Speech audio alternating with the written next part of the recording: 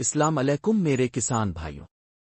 آج ہم ان کسان بھائیوں سے بات کریں گے جن کے پاس گائے یا بھینس کے بچے ہیں لیکن وہ صحیح گروتھ نہیں کر رہے، وزن نہیں بڑھ رہا۔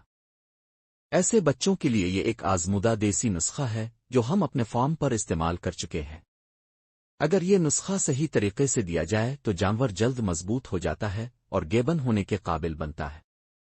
یاد رکھیں یہ نسخہ صرف 3 ماہ سے زیادہ عمر والے بچوں کے لیے ہے، اس سے کم عمر کو ہرگز نہ دیں۔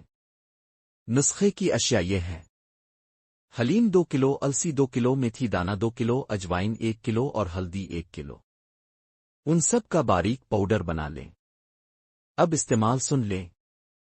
3 سے 6 ماہ کے بچے کو 25 سے 30 گرام نسخہ، 6 ماہ سے اوپر کو 50 گرام اور 1 سال سے زیادہ عمر والے جانور کو 100 گرام دیں۔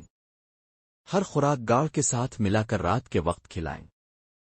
یہ نسخہ سردیوں میں خاص طور پر بہترین رزلٹ دیتا ہے، گرمیوں میں بھی دیا جا سکتا ہے۔ یاد رکھیں جب تک جانور کا وزن 300 کلو سے اوپر نہیں جائے گا وہ گیبن نہیں ہوگا۔